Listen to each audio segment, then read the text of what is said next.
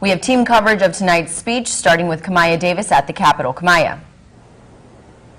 Governor Nixon says he has plans to increase funding for local public schools to an additional $150 million. He says this increase will mean more technology in the classroom and more hands-on learning. I spoke to a law expert, Ben Trachtenberg, who followed Atkinson's case, and he said in the case of a hung jury, the judge tells the prosecution they have the option of starting a new trial. He says the prosecution cannot try Atkinson again for burglary since he was acquitted. However, since the trial was incomplete in the counts of rape and deviant sexual assault, the prosecution is able to try Atkinson on those two counts. To find out what options Trachtenberg says the prosecution has moving forward, join us for the 5 and 6 o'clock newscast. Columbia Public Works says it will continue to monitor the forecast and stay ahead with the planning for road safety. Reporting live in Boone County, I'm Kamaya Davis, KMU8 News.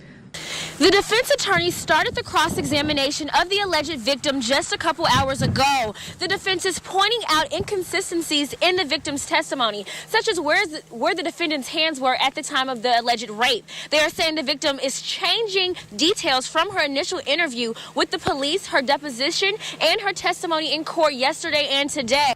Police took 12 reports of business break-ins on Big Bear Boulevard. Officers were dispatched to several reports of busted windows and broken doors. One business owner says his business was one of many that got broken into and that there was a small amount of money taken. There are 11 different shoe styles and over 60 pairs of shoes housed in this two-bedroom apartment. Megan says she plans on selling shoes like these within the next month. Columbia police are investigating an unarmed bank robbery at Regions Bank. Police say the suspect entered the bank on Paris Road at about noon and demanded money from the teller. The Missouri House of Representatives held a public hearing today to address ways the Department of Corrections could improve the ability of working inmates to gain employment before their release. I'm here at a local center called Job Point that shares the same goal as the bill. The bill would require the Department of Corrections to participate in the federal bonding program so that all working inmates are bonded prior to release, review the types of jobs available for inmates while incarcerated, and issue worker certificates to certain qualified inmates. Helping inmates find work isn't a totally new idea.